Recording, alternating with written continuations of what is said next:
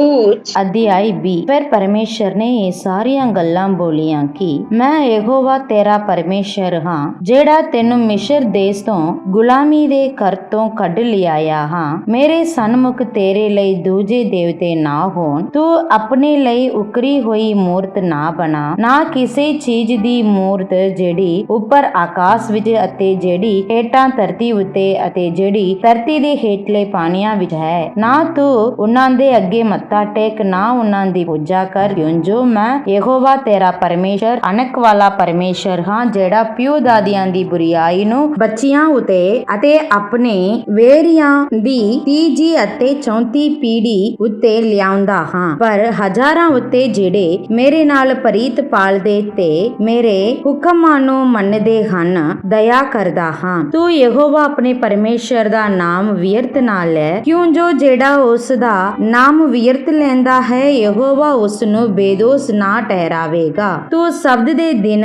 ਨੂੰ ਪਵਿੱਤਰ ਜਾਣ ਕੇ ਚੇਤੇ ਰੱਖ। 6 ਦਿਨ ਤੂੰ ਮਿਹਨਤ ਕਰ ਅਤੇ ਆਪਣੇ ਸਾਰਾ ਕੰਮ ਧੰਦਾ ਕਰ, ਪਰ 7ਵਾਂ ਦਿਨ ਯਹੋਵਾ ਤੇਰੇ ਪਰਮੇਸ਼ਰ ਲਈ ਸਬਤ ਹੈ। ਤੂੰ ਉਸ ਵਿੱਚ ਕੋਈ ਕੰਮ ਧੰਦਾ ਨਾ ਕਰ, ਨਾ ਤੂੰ, ਨਾ ਤੇਰਾ ਪੁੱਤਰ, ਨਾ ਤੇਰੀ ਧੀ, ਨਾ ਤੇਰਾ ਗੋਲਾ, ਨਾ ਤੇਰੀ ਗੋਲੀ, ਨਾ ਤੇਰਾ ਡੰਗਰ, ਨਾ ਤੇਰਾ ਪਰਦੇਸੀ ਜਿਹੜਾ ਤੇਰੇ ਫਾਟਕਾਂ ਦੇ ਅੰਦਰ ਹੈ, ਕਿਉਂਜੋ 6ਵਾਂ ਦਿਨਾਂ ਵਿੱਚ ਯਹੋਵਾ ਨੇ ਆਕਾਸ਼ ਅਤੇ ਧਰਤੀ ਨੂੰ, ਸਮੁੰਦਰ ਨੂੰ ਅਤੇ ਸਭ ਕੁਝ ਜੋ ਉਹਨਾਂ ਦੇ ਵਿੱਚ ਹੈ ਬਣਾਇਆ, ਪਰ 7ਵੇਂ ਦਿਨ ਵਿਸਰਾਮ ਕੀਤਾ।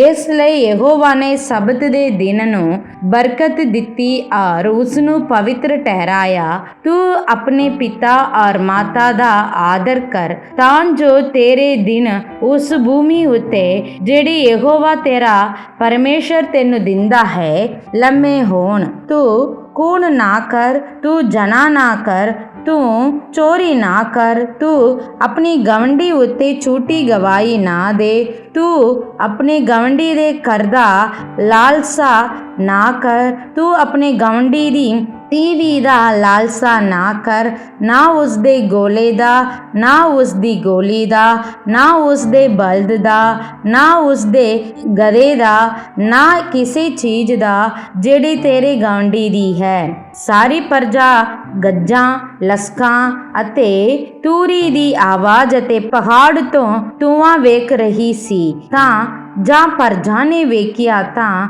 ਕੰਬ ਉੱਠੀ ਤੇ ਦੂਰ ਜਾ ਖਲੋਤੀ। ਉਹਨਾਂ ਨੇ ਮੂਸਾ ਨੂੰ ਆਖਿਆ, ਤੂੰ ਸਾਡੇ ਨਾਲ ਗੱਲਾਂ ਕਰ ਤਾਂ ਅਸੀਂ ਸੁਣਾਂਗੇ, ਪਰ ਪਰਮੇਸ਼ਰ ਸਾਡੇ ਨਾਲ ਗੱਲਾਂ ਨਾ ਕਰੇ, ਭਈ ਅਸੀਂ ਕਿਤੇ ਮਰ ਨਾ ਜਾਈਏ। ਤਾਂ ਮੂਸਾ ਨੇ ਪ੍ਰਜਾ ਨੂੰ ਆਖਿਆ, ਨਾ ਡਰੋ, ਕਿਉਂਜੋ ਪਰਮੇਸ਼ਰ ਇਸ ਲਈ ਆਇਆ ਹੈ, ਭਈ ਤੁਹਾਨੂੰ ਪਰਤਾਵੇ ਔਰ ਉਸ ਦਾ ਭੈ ਤੁਹਾਡੇ ਅੱਗੇ ਰਹੇ, ਤਾਂ ਜੋ ਤੁਸੀਂ ਪਾਪ ਨਾ ਕਰੋ। ਤਾਂ ਪ੍ਰਜਾ ਦੂਰ ਖਲੋਤੀ ਰਹੀ, ਪਰ ਮੂਸਾ ਉਸ ਗੁਫਾ ਹਨੇਰ ਦੇ ਟੁੱਕਾ ਜਿੱਤੇ ਪਰਮੇਸ਼ਰ ਸੀ। ਫਿਰ ਯਹੋਵਾ ਨੇ ਮੂਸਾ ਨੂੰ ਆਖਿਆ, ਇਸਰਾਏਲੀਆਂ ਨੂੰ ਇਉਂ ਫਰਮਾ, ਤੁਸਾਂ ਵੇਖਿਆ ਭਈ ਮੈਂ ਤੁਹਾਡੇ ਨਾਲ ਆਕਾਸ਼ ਤੋਂ ਬੋਲਿਆ ਹਾਂ, ਤੁਸੀਂ ਮੇਰੇ ਸ਼ਰੀਕ ਨਾ ਬਣਾਓ, ਨਾ ਚਾਂਦੀ ਦੇ ਦੇਵਤੇ, ਨਾ ਸੋਨੇ ਦੇ ਦੇਵਤੇ ਆਪਣੇ ਲਈ ਬਣਾਓ। ਤੁਸੀਂ ਮੇਰੇ ਲਈ ਮਿੱਟੀ ਦੀ ਜਗਵੇਦੀ ਬਣਾਵੋ ਔਰ ਉਸ ਉੱਤੇ ਆਪਣੀਆਂ ਹੋਮ ਦੀਆਂ ਬਲੀਆਂ ਅਤੇ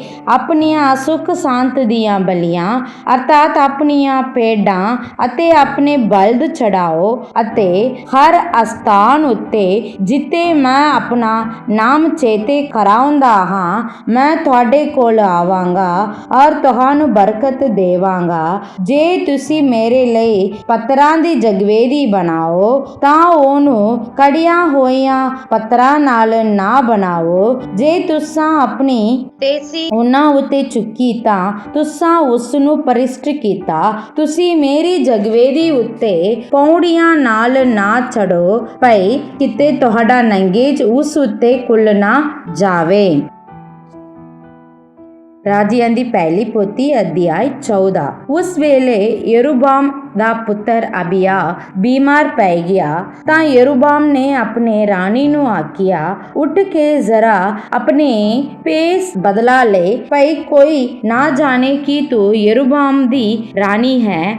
ਅਤੇ ਸੀਲੋ ਨੂੰ ਤੁਰ ਜਾ, ਵੇਖੋ ਉੱਤੇ ਅਹੀਆ ਨਬੀ ਹੈ ਜੋ ਮੈਨੂੰ ਬੋਲਿਆ ਸੀ ਕਿ ਤੂੰ ਇਨ੍ਹਾਂ ਲੋਕਾਂ ਦਾ ਪਾਦਸ਼ਾਹ ਹੋਵੇਗਾ, ਅਤੇ ਆਪਣੇ ਹੱਥ ਵਿੱਚ 10 ਰੋਟੀਆਂ, ਚੂਰਮਾ ਅਤੇ ਸ਼ਹਿਦ ਦਾ ਮਰਤਬਾਨ ਲੈ ਕੇ ਉਹਦੇ ਕੋਲ ਜਾ, ਉਹ ਤੈਨੂੰ ਦੱਸੇਗਾ ਕਿ ਮੁੰਡੇ ਨੂੰ ਕੀ ਹੋਵੇਗਾ। ਸੋ ਯਰੋਬਾਮ ਦੀ ਰਾਣੀ ਨੇ ਤਿਵੇਂ ਹੀ ਕੀਤਾ।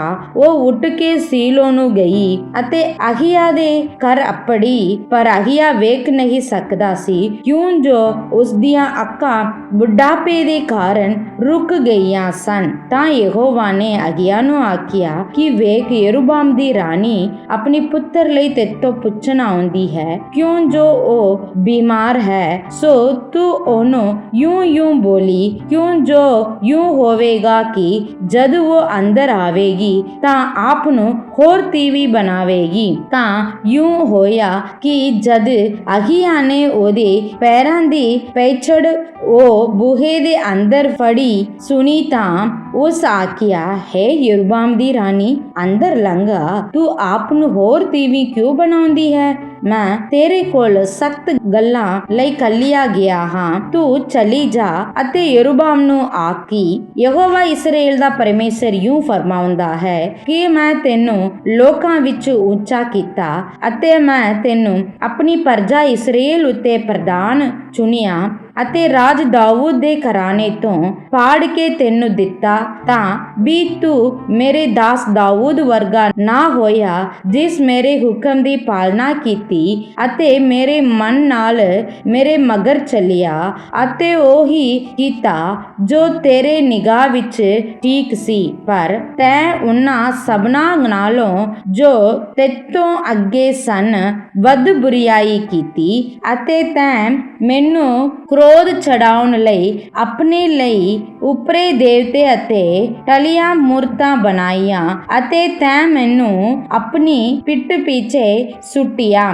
ਇਸ ਲਈ ਵੇਖ, ਮੈਂ ਯਰੋਬਾਮ ਦੇ ਘਰਾਣੇ ਉੱਤੇ ਬੁਰੀਆਈ ਲਿਆਵਾਂਗਾ ਅਤੇ ਯਰੋਬਾਮ ਦੇ ਹਰ ਨਰ ਨੂੰ ਅਤੇ ਇਸਰਾਏਲ ਦੇ ਬੰਦੀਏ ਅਤੇ ਆਜ਼ਾਦ ਨੂੰ ਨਾਸ ਕਰ ਦਿਆਂਗਾ ਅਤੇ ਯਰੋਬਾਮ ਦੇ ਘਰਾਣੇ ਨੂੰ ਨਾਸ ਕਰ ਦਿਆਂਗਾ ਅਤੇ ਯਰੋਬਾਮ ਦੇ ਘਰਾਣੇ ਦੇ ਪਿੱਛੇ ਯੂੰ ਝਾੜੂ ਲਈ ਫਿਰਾਂਗਾ ਜਿਉਂ ਗੰਧ ਚੁੱਕ ਲੈਣ ਦੇ ਪਿੱਛੋਂ ਕੁਝ ਬਾਕੀ ਨਹੀਂ ਰਹਿ ਜਾਂਦਾ।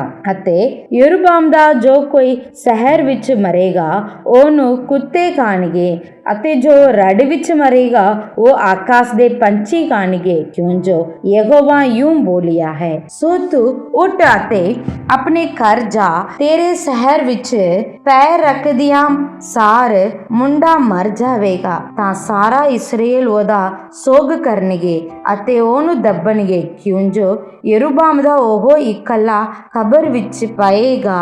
ਇਸ ਲਈ ਕਿ ਯਰੋਬਾਮ ਦੇ ਘਰਾਣੇ ਵਿੱਚ ਯਹੋਵਾ ਇਸਰਾਏਲ ਦੇ ਪਰਮੇਸ਼ਰ ਨੂੰ ਉਸ ਵਿੱਚ ਹੀ ਕੁਝ ਚੰਗੀ ਗੱਲ ਲੱਭੀ ਅਤੇ ਯਹੋਵਾ ਆਪਣੀ ਵੱਲੋਂ ਇਸਰਾਏਲ ਉੱਤੇ ਇੱਕ ਪਾਦਸ਼ਾਹ ਖੜਾ ਕਰੇਗਾ ਜਿਹੜਾ ਉੱਤੇ ਉਸੇ ਦਿਨ ਯਰੋਬਾਮ ਦੇ ਘਰਾਣੇ ਨੂੰ ਨਾਸ ਕਰੇਗਾ ਕਿ ਇਹ ਅੱਜ ਦੇ ਦਿਨ ਹੀ, ਹਾਂ ਹੁਣੇ ਹੀ। ਅਤੇ ਯਹੋਵਾ ਇਸਰਾਏਲ ਨੂੰ ਯੂੰ ਮਾਰੇਗਾ ਜਿਵੇਂ ਪਾਣੀ ਵਿੱਚ ਕਾਨਾ ਹਿਲਾਇਆ ਜਾਂਦਾ ਹੈ ਅਤੇ ਉਹ ਇਸਰਾਏਲ ਨੂੰ ਇਸ ਚੰਗੀ ਭੂਮੀ ਵਿੱਚੋਂ ਉਖੇੜ ਦੇਵੇਗਾ ਜੋ ਉਸਨੇ ਉਹਨਾਂ ਦੇ ਪਿਓ ਦਾਦਿਆਂ ਨੂੰ ਦਿੱਤੀ ਸੀ ਅਤੇ ਉਹਨਾਂ ਨੂੰ ਦਰਿਆ ਦੇ ਪਾਰ ਖਿਲਾਰ ਦੇਵੇਗਾ, ਕਿਉਂ ਜੋ ਉਹਨਾਂ ਨੇ ਆਪਣੇ ਲਈ ਟੁੱਡ ਦੇਵ ਬਣਾ ਕੇ ਯਹੋਵਾ ਨੂੰ ਕ੍ਰੋਧਵਾਨ ਕੀਤਾ ਅਤੇ ਉਹ ਇਸਰਾਏਲ ਨੂੰ ਯਰੋਬਾਮ ਦੇ ਪਾਪਾਂ ਦੇ ਕਾਰਨ ਤਿਆਗ ਦੇਵੇਗਾ, ਕਿਉਂ ਜੋ ਉਹ ਪਾਪੀ ਬਣਿਆ ਅਤੇ ਇਸਰਾਏਲ ਨੂੰ ਪਾਪੀ ਬਣਾਇਆ। ਤਾਂ ਯਰੋਬਾਮ ਦੀ ਰਾਣੀ ਉੱਠੀ ਅਤੇ ਚੱਲ ਪਈ। ਤਿਰਜ਼ਾ ਨੂੰ ਆਈ, ਉਹ ਘਰ ਦੀ ਤਲੀਜ਼ ਕੋਲ ਅੱਪੜੀ ਕੀ ਸੀ ਕਿ ਮੁੰਡਾ ਮਰ ਗਿਆ। ਤਾਂ ਸਾਰੇ ਇਸਰਾਏਲ ਨੇ ਉਸ ਨੂੰ ਦੱਬਿਆ ਅਤੇ ਉਸ ਦਾ ਸੋਗ ਕੀਤਾ ਜਿਵੇਂ ਯਹੋਵਾ ਦਾ ਵਚਨ ਸੀ ਜੋ ਉਹ ਆਪਣੇ ਦਾਸ ਅਹੀਆ ਨਬੀ ਦੇ ਰਾਹੀਂ ਬੋਲਿਆ ਸੀ ਅਤੇ ਯਰੋਬਾਮ ਦੀਆਂ ਬਾਕੀ ਗੱਲਾਂ ਪਈ ਜੀ ਕਿਵੇਂ ਉਹ ਲੜਿਆ ਅਤੇ ਕਿਵੇਂ ਉਸ ਰਾਜ ਕੀਤਾ। ਸੋ ਵੇਖ ਵੇਖੋ ਉਹ ਇਸਰਾਏਲ ਦੇ ਪਾਤਸ਼ਾਹ ਦੇ ਇਤਿਹਾਸ ਦੀ ਪੋਥੀ ਵਿੱਚ ਲਿਖੀਆਂ ਹੋਈਆਂ ਹਨ ਅਤੇ ਉਹ ਦਿਨ ਜਿਨ੍ਹਾਂ ਵਿੱਚ ਯਰੋਬਾਮ ਨੇ ਰਾਜ ਕੀਤਾ 22 ਵਰੇ ਸਨ ਤਾਂ ਉਹ ਆਪਣੇ ਪਿਓ ਦਾਦਿਆਂ ਨਾਲ ਸੋ ਗਿਆ ਅਤੇ ਉਹਦਾ ਪੁੱਤਰ ਨਾਦਾਬ ਉਹਦੇ ਤਾਂ ਰਾਜ ਕਰਨ ਲੱਗਾ। ਸੁਲੇਮਾਨ ਦਾ ਪੁੱਤਰ ਰਬੂਆਮ ਯਹੂਦਾ ਵਿੱਚ ਪਾਤਸ਼ਾਹ ਸੀ ਅਤੇ ਰਬੂਆਮ 41 ਵਰਿਆਂ ਦਾ ਸੀ ਜਦ ਰਾਜ ਕਰਨ ਲੱਗਾ ਅਤੇ ਉਸਨੇ ਯਰੂਸ਼ਲਮ ਸ਼ਹਿਰ ਵਿੱਚ ਜਿਹਨੂੰ ਯਹੋਵਾ ਨੇ ਇਸਰਾਏਲ ਦੇ ਸਾਰੇ ਗੋਤਾਂ ਵਿੱਚੋਂ ਚੁਣਿਆ ਸੀ ਕਿ ਆਪਣੇ ਨਾਮ ਉੱਤੇ ਰੱਖੇ 17 ਵਰਿਆਂ ਤੱਕ ਰਾਜ ਕੀਤਾ ਅਤੇ ਉਸਦੀ ਮਾਤਾ ਦਾ ਨਾਮ ਨਾਮਾ ਸੀ ਜੋ ਅਮਨੋਨ ਸੀ ਅਤੇ ਯਹੂਦਾ ਨੇ ਉਹ ਕੀਤਾ ਜੋ ਯਹੋਵਾ ਦੀ ਨਿਗਾਹ ਵਿੱਚ ਬੁਰਾ ਸੀ ਤੇ ਉਹਨਾਂ ਨੇ ਉਸਦੀ ਅਣਖ ਨੂੰ ਭੜਕਾਇਆ ਉਹਨਾਂ ਸਾਰੀਆਂ ਪਾਪਾਂ ਦੇ ਕਾਰਨ ਜੋ ਉਹਨਾਂ ਆਪਣੇ ਪਿਓ ਦਾਦਿਆਂ ਤੋਂ ਵੱਧ ਪਾਪ ਕੀਤਾ। ਉਹਨਾਂ ਨੇ ਆਪਣੇ ਲਈ ਉੱਚੀਆਂ ਥਾਵਾਂ ਨੂੰ ਬਣਾਇਆ ਅਤੇ ਹਰ ਉੱਚੇ ਪਹਾੜ ਉਤੇ ਅਤੇ ਹਰ ਬਿਰਛ ਦੇ ਹੇਠ ਉੱਚੇ ਥਾਵਾਂ ਨੂੰ ਅਤੇ ਮੂਰਤਾਂ ਨੂੰ ਅਤੇ ਡੁੰਡਾਂ ਨੂੰ ਖੜਾ ਕੀਤਾ ਅਤੇ ਦੇਸ਼ ਵਿੱਚ ਗਾਂਡੂ ਵੀ ਸਨ। ਉਹਨਾਂ ਨੇ ਉਹਨਾਂ ਕੌਮਾਂ ਦੇ ਘਿਨਾਉਣੇ ਕੰਮ ਕੀਤੇ ਜਿਨ੍ਹਾਂ ਨੂੰ ਯਹੋਵਾ ਨੇ ਇਸਰਾਏਲੀਆਂ ਅੱਗੋਂ ਤੱਕ ਦਿੱਤਾ ਸੀ। ਤਾਂ ਯੂੰ ਹੋਇਆ ਕਿ ਰਬੂਆਮ ਦੇ ਰਾਜ ਦੇ 5ਵੇਂ ਵਰੇ ਮਿਸਰ ਦਾ ਪਾਤਸ਼ਾਹ ਸ਼ਿਸ਼ਕ ਯਰੂਸ਼ਲਮ ਉੱਤੇ ਚੜ ਆਇਆ। ਉਹਨੇ ਯਹੋਵਾ ਦੇ ਭਵਨ ਦਾ ਖਜ਼ਾਨਾ ਅਤੇ ਪਾਤਸ਼ਾਹ ਦੇ ਮਹਿਲ ਦਾ ਖਜ਼ਾਨਾ ਲੈ ਲਿਆ ਸਗੋਂ ਉਹਨੇ ਸਭ ਕੁਝ ਲੈ ਲਿਆ ਅਤੇ ਉਹਨੇ ਉਹ ਸਭ ਸੋਨੇ ਦੀਆਂ ਢਾਲਾਂ ਜੋ ਸੁਲੇਮਾਨ ਨੇ ਬਣਵਾਈਆਂ ਸਨ ਲੈ ਲਈਆਂ। ਤਾਂ ਰਬੂਆਮ ਪਾਤਸ਼ਾਹ ਨੇ ਉਹਨਾਂ ਦੇ ਤਾਂ ਪਿੱਤਲ ਦੀਆਂ ਢਾਲਾਂ ਬਣਾਈਆਂ ਅਤੇ ਉਹਨਾਂ ਨੂੰ ਸ਼ਾਹੀ ਨਿਗਾਹਬਾਨਾਂ ਦੇ ਸਰਦਾਰਾਂ ਦੇ ਹੱਥ ਵਿੱਚ ਸੌਂਪ ਦਿੱਤਾ ਜਿਹੜਾ ਪਾਤਸ਼ਾਹ ਦੇ ਮਹਿਲ ਦੇ ਦਰਵਾਜ਼ੇ ਦੀ ਰਾਖੀ ਕਰਦੇ ਸਨ। ਯੂ ਹੁੰਦਾ ਸੀ ਕਿ ਜਦ ਪਾਤਸ਼ਾਹ ਯਹੋਵਾ ਦੇ ਭਵਨ ਨੂੰ ਜਾਂਦਾ ਸੀ ਤਾਂ ਨਿਗਾਹਬਾਨ ਉਹਨਾਂ ਨੂੰ ਚੁੱਕ ਲੈਂਦੇ ਸਨ ਅਤੇ ਫਿਰ ਉਹਨਾਂ ਨੂੰ ਨਿਗਾਹਬਾਨਾਂ ਦੀ ਕੋਠੜੀ ਵਿੱਚ ਰੱਖ ਦਿੰਦੇ ਸਨ। ਅਤੇ ਰਹੂਬਾਮ ਦੀਆਂ ਬਾਕੀ ਗੱਲਾਂ ਅਤੇ ਉਹ ਜੋ ਕੁਝ ਉਸਨੇ ਕੀਤਾ ਕਿ ਉਹ ਯਹੂਦਾ ਦੇ ਬਾਦਸ਼ਾਹ ਦੀ ਇਤਿਹਾਸ ਦੀ ਪੋਥੀ ਵਿੱਚ ਲਿਖੀਆਂ ਹੋਈਆਂ ਨਹੀਂ ਹਨ ਕਿਉਂ ਯੂੰ ਰਹੂਬਾਮ ਅਤੇ ਯਰੋਬਾਮ ਦੇ ਵਿੱਚ ਉਹਨਾਂ ਦੇ ਸਭ ਦਿਨ ਲੜਾਈ ਲੱਗੀ ਰਹੀ ਤਾਂ ਰਹੂਬਾਮ ਆਪਣੇ ਪਿਓ ਦਾਦਿਆਂ ਦੇ ਨਾਲ ਸੋ ਗਿਆ ਅਤੇ ਦਾਊਦ ਦੇ ਸ਼ਹਿਰਾਂ ਵਿੱਚ ਆਪਣੇ ਪਿਓ ਦਾਦਿਆਂ ਦੇ ਨਾਲ ਦੱਬਿਆ ਗਿਆ। ਉਸਦੀ ਮਾਤਾ ਦਾ ਨਾਮ ਨਾਮਾ ਸੀ ਜੋ ਅਮਨੋਨ ਸੀ ਅਤੇ ਉਸਦਾ ਪੁੱਤਰ ਅਬੀਆ ਉਸਦੇ ਤਾਂ ਰਾਜ ਕਰਨ ਲੱਗਾ। ਜਬਰਾਂ ਦੀ ਪੋਥੀ ਅਧਿਆਇ 38। ਹੇ ਯਹੋਵਾ ਆਪਣੇ ਕ੍ਰੋਧ ਵਿੱਚ ਮੈਨੂੰ ਦਬਕਾ ਨਾ ਦੇ ਅਤੇ ਨਾ ਆਪਣੇ ਤੱਤੇ ਕੋਪ ਨਾਲ ਮੈਨੂੰ ਤਾੜ। ਤੇਰੇ ਤੀਰ ਮੇਰੇ ਵਿੱਚ ਆ ਤਸੇ ਹਨ ਤੇਰਾ ਹੱਥ ਮੈਨੂੰ ਹੇਠਾਂ ਦਬਾਉਂਦਾ ਹੈ। ਤੇਰੇ ਖੱਜਬ ਦੇ ਕਾਰਨ ਮੇਰੇ ਸਰੀਰ ਵਿੱਚ ਤੰਦਰੁਸਤੀ ਨਹੀਂ ਅਤੇ ਨਾ ਮੇਰੇ ਪਾਪ ਦੇ ਕਾਰਨ ਮੇਰੀਆਂ ਹੱਡੀਆਂ ਵਿੱਚ ਸੁੱਕ ਹੈ ਕਿਉਂ ਜੋ ਮੇਰੀਆਂ ਬੁਰਾਈਆਂ ਮੇਰੇ ਸਿਰ ਦੇ ਉੱਤੇ ਦੀ ਲੰਘ ਗਈਆਂ ਅਤੇ ਪਾਰੀ ਪੰਡ ਵਾਂਗੂ ਉਹ ਮੈਥੋਂ ਚੁੱਕੀਆਂ ਨਹੀਂ ਜਾਂਦੀਆਂ। ਮੇਰੇ ਮੂਰਖ ਪੁਣੇ ਦੇ ਕਾਰਨ ਮੇਰੇ ਗਾਉ ਤੋਂ ਸੜਿਆਪ ਆਉਂਦੀ ਹੈ ਅਤੇ ਪਾਕ ਵਗਦੀ ਹੈ। ਮੈਂ ਦੁਖੀ ਅਤੇ ਬਹੁਤਾ ਕੁੱਬਾ ਹੋ ਗਿਆ ਹਾਂ। ਮੈਂ ਸਾਰਾ ਦਿਨ ਵਿਰਲਾਪ ਕਰਦਾ ਫਿਰਦਾ ਹਾਂ ਕਿਉਂ ਜੋ ਮੇਰੇ ਲੱਕ ਤਬਸ ਨਾਲ ਭਰਿਆ ਹੋਇਆ ਹੈ ਅਤੇ ਮੇਰੇ ਸਰੀਰ ਵਿੱਚ ਤੰਦਰੁਸਤੀ ਨਹੀਂ। ਮੈਂ ਨਿਤਾਨਾ ਅਤੇ ਬਹੁਤ ਪੀਸਿਆ ਹੋਇਆ ਹਾਂ। ਮੈਂ ਆਪਣੇ ਮਨ ਦੀ ਬੇਚੈਨੀ ਦੇ ਕਾਰਨ ਹੂੰਗਦਾ ਹਾਂ। ਹੇ ਪ੍ਰਭੂ ਮੇਰੀ ਸਾਰੀ ਇੱਛਾ ਤੇਰੇ ਸਾਹਮਣੇ ਹੈ ਅਤੇ ਮੇਰਾ ਕਰਾਹਨਾ ਤੇਤੋਂ ਛਿਪਿਆ ਹੋਇਆ ਨਹੀਂ ਹੈ। ਮੇਰਾ ਦਿਲ ਧੜਕਦਾ ਹੈ ਮੇਰਾ ਬਲ ਤੋਤਾ ਪੈ ਗਿਆ। ਮੇਰੀਆਂ ਅੱਖੀਆਂ ਦੀ ਜੋਤ ਵੀ ਜਾਂਦੀ ਰਹੀ। ਮੇਰੇ ਪਿਆਰੇ ਅਤੇ ਮੇਰੇ ਮਿੱਤਰ ਮੇਰੇ ਵਿਪਤਾ ਤੋਂ ਅੱਡ ਖੜੇ ਹਨ ਅਤੇ ਮੇਰੇ ਅੰਗ ਸਾਕ ਦੂਰ ਜਾ ਖਲੋਤੇ ਹਨ। ਮੇਰੀ ਜਾਨ ਲੇਵਾ ਫੰਦੇ ਲਾਉਂਦੇ ਹਨ ਅਤੇ ਜਿਹੜੇ ਮੇਰਾ ਬੁਰਾ ਚਾਹੁੰਦੇ ਹਨ ਉਹ ਵਿਗਾੜ ਦੀਆਂ ਗੱਲਾਂ ਕਰਦੇ ਹਨ ਅਤੇ ਸਾਰਾ ਦਿਨ ਚੱਲਦੀਆਂ ਜੁਗਤਾਂ ਸੋਚਦੇ ਹਨ। ਪਰ ਮੈਂ ਬੋਲੇ ਵਾਂਗੂ ਸੁਣਦਾ ਨਹੀਂ ਅਤੇ ਮੈਂ ਉਸ ਗੁੰਗੇ ਵਰਗਾ ਹਾਂ ਜਿਹੜਾ ਮੂੰਹੋਂ ਗੁੰਦਾ ਹੀ ਨਹੀਂ। ਹਾਂ, ਮੈਂ ਉਸ ਮਨੁੱਖ ਵਰਗਾ ਹਾਂ ਜਿਹੜਾ ਸੁਣਦਾ ਨਹੀਂ, ਜਿਹਦੇ ਮੂੰਹ ਵਿੱਚ ਕੋਈ ਦਾਬ ਨਹੀਂ ਹਨ। ਹੇ ਯਹੋਵਾ, ਮੈਨੂੰ ਤਾਂ ਤੇਰੀ ਹੀ ਉਡੀਕ ਹੈ, ਤੂੰ ਉੱਤਰ ਦੇਵੇਗਾ। ਹੈ ਪ੍ਰਭੂ ਮੇਰੇ ਪਰਮੇਸ਼ਰ, ਮੈਂ ਤਾਂ ਆਖਿਆ ਪਈ ਯੂ ਨਾ ਹੋਵੇ ਕਿ ਉਹ ਮੇਰੇ ਉੱਤੇ ਆਨੰਦ ਕਰਨ ਅਤੇ ਜਿਸ ਵੇਲੇ ਮੇਰੇ ਪੈਰ ਤਿਲਕਣ ਉਹ ਮੇਰੇ ਵਿਰੁੱਧ ਆਪਣੀਆਂ ਵਡਿਆਈਆਂ ਕਰਨ। ਮੈਂ ਟੇਢਾ ਖਾਣ ਲੱਗਾ ਅਤੇ ਮੇਰਾ ਸੋਗ ਸਦਾ ਮੇਰੇ ਅੱਗੇ ਰਹਿੰਦਾ ਹੈ। ਮੈਂ ਆਪਣੀ ਬਦੀ ਨੂੰ ਮੰਨਾਂਗਾ ਅਤੇ ਆਪਣੇ ਪਾਪ ਦੇ ਕਾਰਨ ਚਿੰਤਾ ਕਰਾਂਗਾ। ਪਰ ਮੇਰੇ ਵੇਰੀ ਛਿੰਦ ਵਾਲੇ ਔਰ ਸਾਮਰਥੀ ਹਨ ਅਤੇ ਜਿਹੜੇ ਦਿਗਾਨੇ ਮੇਰੇ ਨਾਲ ਖਾਰ ਕਰਦੇ ਹਨ ਉਹ ਵੱਧ ਗਏ ਹਨ। ਨਾਲੇ ਜਿਹੜੇ ਭਲਾਈ ਦੇ ਵੱਟੇ ਬੁਰਿਆਈ ਦਿੰਦੇ ਹਨ ਉਹ ਮੇਰੇ ਵਿਰੋਧੀ ਹਨ, ਕਿਉਂ ਜੋ ਮੈਂ ਭਲਾਈ ਦੇ ਮਗਰ ਲੱਗਾ ਰਹਿੰਦਾ ਹਾਂ। ਹੇ ਯਹੋਵਾ, ਮੈਨੂੰ ਤਿਆਗ ਨਾ ਦੇ। ਹੇ ਮੇਰੇ ਪਰਮੇਸ਼ਰ, ਮੈਥੋਂ ਦੁਰੇੜੇ ਨਾ ਹੋ। ਹੇ ਪ੍ਰਭੂ ਮੇਰੀ ਮੁਕਤੀ ਦਾਤੇ, ਮੇਰੀ ਬਚਾਓ ਲਈ ਛੇਤੀ ਕਰ। ਲੂਕਾ ਦੀ ਇੰਜੀਲ ਅਧਿਆਇ 10। ਇਨ੍ਹਾਂ ਗੱਲਾਂ ਦੇ ਪਿੱਛੋਂ ਪ੍ਰਭੂ ਨੇ 70 ਹੋਰ ਵੀ ਠਹਿਰਾਏ ਔਰ ਹਰ ਨਗਰ ਅਤੇ ਹਰ ਥਾਂ ਜਿੱਥੇ ਆਪ ਜਾਣ ਵਾਲਾ ਸੀ ਉਹਨਾਂ ਨੂੰ ਦੋ ਦੋ ਕਰਕੇ ਆਪਣੇ ਅੱਗੇ ਘੱਲਿਆ। ਤਾਂ ਉਸਨੇ ਉਹਨਾਂ ਨੂੰ ਆਖਿਆ, ਫਸਲ ਤਾਂ ਬਹੁਤ ਹੈ ਪਰ ਵਾਢੇ ਥੋੜੇ ਹਨ, ਇਸ ਲਈ ਤੁਸੀਂ ਫਸਲ ਦੇ ਮਾਲਕ ਅੱਗੇ ਬੇਨਤੀ ਕਰੋ ਜੋ ਉਹ ਆਪਣੀ ਫਸਲ ਵੱਢਣ ਨੂੰ ਵਾਢੇ ਘੱਲ ਦੇਵੇ। ਜਾਓ, ਵੇਖੋ, ਮੈਂ ਤੁਹਾਨੂੰ ਲੇਲੀਆਂ ਵਾਂਗੂ ਪੰਗਿਆੜਾਂ ਦੇ ਵਿੱਚ ਭੇਜਦਾ ਹਾਂ। ਨਾ ਬਟੂਆ, ਨਾ ਛੋਲਾ, ਨਾ ਜੁੱਤੀਆਂ ਲਓ, ਨਾ ਰਸਤੇ ਵਿੱਚ ਕਿਸੇ ਨੂੰ ਪ੍ਰਣਾਮ ਕਰੋ। ਜਿਸ ਘਰ ਵਿੱਚ ਤੁਸੀਂ ਜਾਓ ਪਹਿਲਾਂ ਆਖੋ, ਭਈ ਜਿਸ ਘਰ ਦੀ ਸ਼ਾਂਤੀ ਹੋਵੇ, ਔਰ ਜੇ ਸ਼ਾਂਤੀ ਦਾ ਪੁੱਤਰ ਉੱਤੇ ਹੋਵੇ ਤਾਂ ਤੁਹਾਡੀ ਸ਼ਾਂਤੀ ਉਸ ਉੱਤੇ ਠਹਿਰੇਗੀ, ਨਹੀਂ ਤਾਂ ਉਹ ਮੁੜ ਤੁਹਾਡੇ ਕੋਲ ਆ ਜਾਵੇਗੀ ਅਤੇ ਉਸੇ ਘਰ ਵਿੱਚ ਟਿਕੋ ਔਰ ਜੋ ਕੁਝ ਉਹ ਦੇਣ ਖਾਓ ਪੀਓ, ਕਿਉਂ ਜੋ ਕਾਮਾ ਆਪਣੇ ਮਜ਼ਦੂਰੀ ਦਾ ਹੱਕਦਾਰ ਹੈ। ਕਰ ਨਾ ਫਿਰੋ ਅਤੇ ਜਿਸ ਨਗਰ ਵਿੱਚ ਤੁਸੀਂ ਵੜੋ ਅਤੇ ਉਹ ਤੁਹਾਨੂੰ ਕਬੂਲ ਕਰਨ, ਤਦ ਜੋ ਕੁਝ ਤੁਹਾਡੇ ਅੱਗੇ ਰੱਖਿਆ ਜਾਵੇ ਸੋ ਖਾਓ ਔਰ ਉੱਤੇ ਦੇ ਰੋਗੀਆਂ ਨੂੰ ਚੰਗੇ ਕਰੋ ਅਤੇ ਉਹਨਾਂ ਨੂੰ ਕਹੋ, ਭਈ ਪਰਮੇਸ਼ਰ ਦਾ ਰਾਜ ਤੁਹਾਡੇ ਨੇੜੇ ਆ ਗਿਆ ਹੈ। ਪਰ ਜਿਸ ਨਗਰ ਵਿੱਚ ਤੁਸੀਂ ਵੜੋ ਅਤੇ ਉਹ ਤੁਹਾਨੂੰ ਕਬੂਲ ਨਾ ਕਰਨ ਤਾਂ ਉਹਦੇ ਚੌਂਕਾਂ ਵਿੱਚ ਜਾ ਕੇ ਕਹੋ, ਭਈ ਤੁਹਾਡੇ ਨਗਰ ਦੀ ਧੂੜ ਵੀ ਜਿਹੜੀ ਸਾਡੇ ਪੈਰਾਂ ਉੱਤੇ ਪਈ ਹੈ ਅਸੀਂ ਤੁਹਾਡੇ ਸਾਹਮਣੇ ਝਾੜ ਸੁੱਟਦੇ ਹਾਂ। ਪਰ ਇਹ ਜਾਣੋ ਕਿ ਪਰਮੇਸ਼ਰ ਦਾ ਰਾਜ ਨੇੜੇ ਆਇਆ ਹੈ। ਮੈਂ ਤੁਹਾਨੂੰ ਆਖਦਾ ਹਾਂ, ਭਈ ਉਸ ਦਿਨ ਉਸ ਨਗਰ ਨਾਲੋਂ ਸਦੂਮ ਦਾ ਹਾਲ ਚੱਲਣ ਯੋਗ ਹੋਵੇਗਾ। ਹਾਏ ਤੈਨੂੰ ਕਰਾਚੀਨ, ਹਾਏ ਤੈਨੂੰ ਬੇਤਸੈਦਾ, ਕਿਉਂਕਿ ਜਿਹੜੀਆਂ ਕਰਾਮਾਤਾਂ ਤੁਹਾਡੇ ਵਿੱਚ ਕੀਤੀਆਂ ਗਈਆਂ ਜੇ ਸੂਰ ਅਤੇ ਸੈਦਾ ਵਿੱਚ ਕੀਤੀਆਂ ਜਾਂਦੀਆਂ ਤਾਂ ਉਹ ਥੱਪੜ ਪਹਿਨ ਕੇ ਅਤੇ ਸੁਆਹ ਵਿੱਚ ਬੈਠ ਕੇ ਕਦੀ ਦੇ ਤੋਬਾ ਕਰ ਲੈਂਦੇ। ਪਰ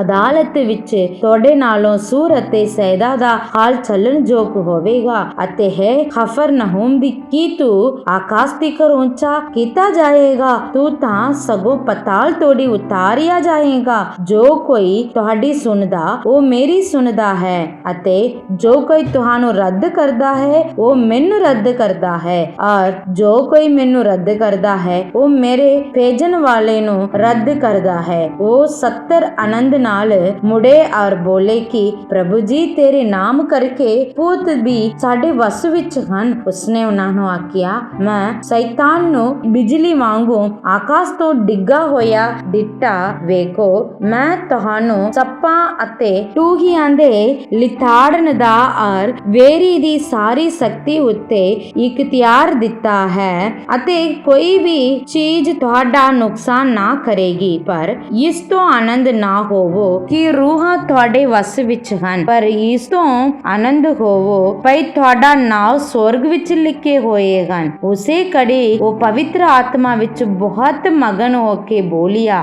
ਹੈ ਪਿਤਾ, ਆਕਾਸ਼ ਅਤੇ ਧਰਤੀ ਦੇ ਮਾਲਕ, ਮੈਂ ਤੇਰਾ ਧੰਨਵਾਦ ਕਰਦਾ ਹਾਂ ਜੋ ਤੈਂ ਇਹਨਾਂ ਗੱਲਾਂ ਨੂੰ ਗਿਆਨੀਆਂ ਅਤੇ ਵਿਦਵਾਨਾਂ ਤੋਂ ਲੁਕਾਇਆ ਔਰ ਉਹਨਾਂ ਨੂੰ ਗਿਆਨੀਆਂ ਉੱਤੇ ਪ੍ਰਗਟ ਕੀਤਾ। ਹਾਂ ਪਿਤਾ, ਕਿਉਂ ਜੋ ਇਹੋ ਤੈਨੂੰ ਚੰਗਾ ਲੱਗਾ। ਸਭੋ ਕੁਝ ਮੇਰੇ ਪਿਤਾ ਨੇ ਮੈਨੂੰ ਸੌਂਪਿਆ ਹੋਇਆ ਹੈ ਅਤੇ ਕੋਈ ਨਹੀਂ ਜਾਣਦਾ ਭਈ ਪੁੱਤਰ ਕੌਣ ਹੈ ਪਰ ਪਿਤਾ ਕੌਣ ਹੈ, ਪਰ ਪੁੱਤਰ ਅਤੇ ਉਹ ਜਿਸ ਉੱਤੇ ਪੁੱਤਰ ਨੂੰ ਉਸਨੂੰ ਪ੍ਰਗਟ ਕੀਤਾ ਚਾਹੇ। ਅਤੇ ਉਸਨੇ ਚੇਲਿਆਂ ਦੀ ਵੱਲ ਮੁੜ ਕੇ ਨਿਰਾਲੇ ਵਿੱਚ ਕਿਹਾ ਕਿ ਧੰਨ ਉਹ ਅੱਖੀਆਂ ਜਿਹੜੀਆਂ ਇਹ ਵੇਖਦੀਆਂ ਹਨ ਜੋ ਤੁਸੀਂ ਵੇਖਦੇ ਹੋ, ਕਿਉਂ ਜੋ ਮੈਂ ਤੁਹਾਨੂੰ ਆਖਦਾ ਹਾਂ ਕਿ ਬਹੁਤਿਆਂ ਨਬੀਆਂ ਅਤੇ ਪਾਤਸ਼ਾਹਾਂ ਨੇ ਚਾਹ ਕੀਤੀ ਭਈ ਜੋ ਕੁਝ ਤੁਸੀਂ ਵੇਖਦੇ ਹੋ ਸੋ ਵੇਖਣ, ਪਰ ਨਾ ਵੇਖਿਆ, ਅਤੇ ਜੋ ਕੁਝ ਤੁਸੀਂ ਸੁਣਦੇ ਹੋ ਸੋ ਸੁਣਨ, ਪਰ ਨਾ ਸੁਣਿਆ। ਤਾਂ ਵੇਖੋ, ਇੱਕ ਸਰਾ ਦੇ ਸਿਖਾਉਣ ਵਾਲੇ ਨੇ ਉਹਦੇ ਪਰਤਾਉਣ ਲਈ ਖੜੋ ਕੇ ਕਿਹਾ, ਗੁਰੂ ਜੀ, ਮੈਂ ਕੀ ਕਰਾਂ ਜੋ ਸਦੀਪਕ ਜੀਵਨ ਦਾ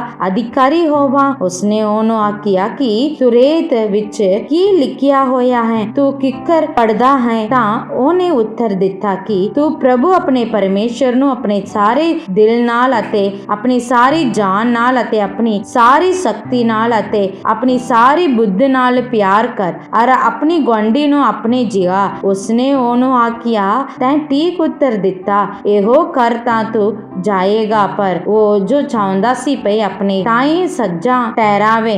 ਯਿਸੂ ਨੇ ਕਿਹਾ, ਫਿਰ ਕੌਣ ਹੈ ਮੇਰਾ ਗੁਆਂਢੀ? ਇਸਨੇ ਉੱਤਰ ਦਿੱਤਾ ਕਿ ਇੱਕ ਮਨੁੱਖ ਯਰੂਸ਼ਲਮ ਤੋਂ ਯਰੀਹੋ ਜਾਂਦਾ ਸੀ ਅਤੇ ਡਾਕੂਆਂ ਦੇ ਕਾਬੂ ਆ ਗਿਆ ਅਤੇ ਉਹਨਾਂ ਨੇ ਉਸ ਨੂੰ ਨੰਗਾ ਕਰਕੇ ਮਾਰਿਆ ਔਰ ਅਦਮੋਇਆ ਛੱਡ ਕੇ ਚਲੇ ਗਏ। ਸਬਬ ਨਾਲ ਇੱਕ ਜਾਜਕ ਉਸ ਰਸਤੇ ਉਤਰਿਆ ਜਾਂਦਾ ਸੀ ਅਤੇ ਉਹਨੂੰ ਵੇਖ ਕੇ ਲਾਂਬੇ ਹੋ ਕੇ ਲੰਘ ਗਿਆ। ਇਸੇ ਤਰ੍ਹਾਂ ਇੱਕ ਲੇਵੀ ਵੀ ਉੱਤੇ ਪਹੁੰਚਿਆ ਅਤੇ ਉਹਨੂੰ ਵੇਖ ਕੇ ਲਾਂਬੇ ਹੋ ਕੇ ਲੰਘ ਗਿਆ। ਪਰ ਇੱਕ ਸਾਮਰੀ ਸਫ਼ਰ ਕਰਦਾ ਹੋਇਆ ਉੱਤੇ ਆਇਆ ਅਤੇ ਜਾਂ ਉਹਨੂੰ ਵੇਖਿਆ ਤਾਂ ਤਰਸ ਖਾਕੇ ਉਹਦੇ ਕੋਲ ਗਿਆ ਅਤੇ ਤੇਲ ਔਰ ਮੈਲ ਲਾ ਕੇ ਉਹਦੇ ਗਾਵਾਂ ਨੂੰ ਬੰਨਿਆ ਔਰ ਆਪਣੀ ਅਸਵਾਰੀ ਤੇ ਉਹਨੂੰ ਚੜਾ ਕੇ ਸਰਾਂ ਵਿੱਚ ਲਿਆਂਦਾ ਅਤੇ ਉਹਦੀ ਟਹਿਲ ਟਕੋਰ ਕੀਤੀ। ਫਿਰ ਸਵੇਰ ਨੂੰ 2 ਅਟਾਣੀਆਂ ਕੱਢ ਕੇ ਪਟਿਆਰੇ ਨੂੰ ਦਿੱਤੀਆਂ ਅਤੇ ਆਖਿਆ, ਭਈ ਇਹਦੀ ਟਹਿਲ ਟਕੋਰ ਕਰਦਾ ਰਹੀ ਔਰ ਜੋ ਕੁਝ ਤੇਰਾ ਹੋਰ ਲੱਗੂ ਸੋ ਮੈਂ ਜਾਂ ਮੁੜ ਆਵਾਂ ਤੇਰਾ ਪਰ ਦਿਆਂਗਾ। ਸੋ ਉਸ ਮਨੁੱਖ ਦਾ ਜੋ ਟਾਕੂਆਂ ਦੇ ਹੱਥ ਪੈ ਗਿਆ, ਉਹਨਾਂ ਤੈਹਾਂ ਵਿੱਚੋਂ ਕਿਹੜਾ ਤੈਨੂੰ ਗੁਆਂਢੀ ਮਾਲੂਮ ਹੁੰਦਾ ਹੈ? ਉਹ ਬੋਲਿਆ, ਜਿਨੇ ਉਸ ਉਤੇ ਦਇਆ ਕੀਤੀ। ਫਿਰ ਯਿਸੂ ਨੇ ਉਹਨੂੰ ਆਖਿਆ, ਤੂੰ ਵੀ ਜਾ ਕੇ ਐਵੇਂ ਹੀ ਕਰ। ਫਿਰ ਜਾਂ ਉਹ ਚਲੇ ਜਾਂਦੇ ਸਨ ਤਾਂ ਉਹ ਇੱਕ ਪਿੰਡ ਜਾ ਵੜਿਆ ਅਤੇ ਮਾਰਤਾ ਨਾਉ ਦੀ ਇੱਕ ਜਨਾਨੀ ਨੇ ਉਹਨੂੰ ਆਪਣੇ ਘਰ ਉਤਾਰਿਆ ਅਤੇ ਮਰੀਅਮ ਕਰਕੇ ਉਹਦੀ ਇੱਕ ਭੈਣ ਸੀ ਜਿਹੜੀ ਪ੍ਰਭੂ ਦੇ ਚਰਨਾਂ ਕੋਲ ਬੈਠ ਕੇ ਉਹਦਾ ਵਚਨ ਸੁਣਦੀ ਸੀ। ਪਰ ਮਾਰਤਾ ਵੱਡੀ ਟਹਿਲ ਤੋਂ ਘਬਰਾ ਗਈ ਅਤੇ ਉਹਦੇ ਕੋਲ ਆਣ ਕੇ ਬੋਲੀ, ਪ੍ਰਭੂ ਜੀ, ਤੈਨੂੰ ਕੁਝ ਚਿੰਤਾ ਨਹੀਂ ਜੋ ਮੇਰੀ ਭੈਣ ਨੇ ਮੈਨੂੰ ਟਹਿਲ ਕਰਨ ਲਈ ਕੱਲੀ ਹੀ ਛੱਡਿਆ ਹੈ, ਤਾਂ ਉਹਨੂੰ ਕਹਿ ਕੇ ਮੇਰੀ ਮਦਦ ਕਰੇ। ਪਰ ਪ੍ਰਭੂ ਨੇ ਉਹਨੂੰ ਉੱਤਰ ਦਿੱਤਾ, ਮਾਰਤਾ ਮਾਰਤਾ, ਤੂੰ ਬਹੁਤੀਆਂ ਵਸਤਾਂ ਦੀ ਚਿੰਤਾ ਕਰਦੀ ਅਤੇ ਘਬਰਾਉਂਦੀ ਹੈ, ਪਰ ਇੱਕ ਗੱਲ ਦੀ ਲੋੜ ਹੈ। ਮਰੀਅਮ ਨੇ ਤਾਂ ਉਹ ਚੰਗਾ ਹਿੱਸਾ ਪਸੰਦ ਕੀਤਾ ਹੈ ਜੋ ਉਸ ਤੋਂ ਖੋਇਆ ਨਾ ਜਾਵੇਗਾ। ਆਮੀਨ ਆਮੀਨ। ਸਭਨਾਂ ਨੂੰ ਪਿਆਰ ਭਰੀ ਜੈ ਮਸੀਹ ਦੀ। ਅੱਜ ਜੋ ਆਪਾਂ ਵਚਨ ਪੜ੍ਹਿਆ ਸੀ ਉਸ ਵਿੱਚੋਂ ਕੁਝ ਗੱਲਾਂ ਨੂੰ ਸਿੱਖਾਂਗੇ।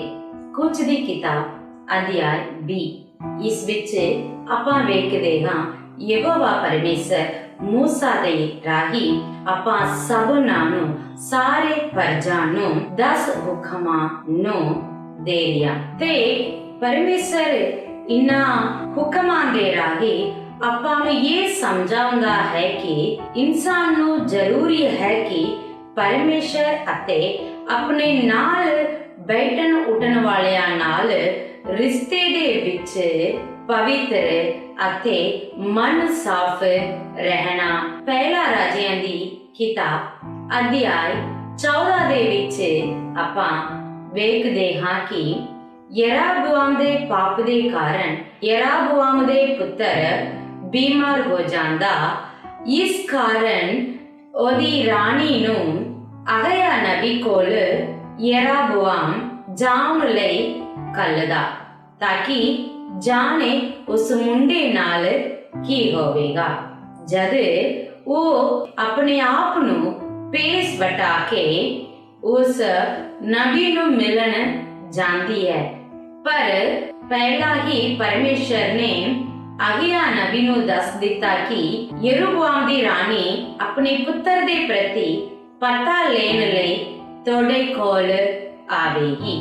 ਤਾਂ ਅਗਿਆ ਨਬੀ ਪਰਮੇਸ਼ਰ ਦੀਆਂ ਗੱਲਾਂ ਅਨੁਸਾਰ ਉਸ ਰਾਣੀ ਨਾਲ ਗੱਲ ਕਰਦਾ ਅਤੇ ਕਹਿੰਦਾ ਹੈ ਕਿ ਯਰਾਬੋਆਮ ਨੇ ਆਪ ਪਾਪ ਕੀਤਾ, ਨਾਲੇ ਇਸਰਾਏਲੀਆਂ ਨੂੰ ਪਾਪੀ ਬਣਾਇਆ। ਇਸ ਕਾਰਨ ਯਰਾਬੋਆਮ ਦੇ ਘਰ ਵਿੱਚ ਜ਼ਰੂਰ ਉਹ ਮਰੇਗਾ ਅਤੇ ਕਬਰ ਵਿੱਚ ਰੱਖਿਆ ਜਾਵੇਗਾ।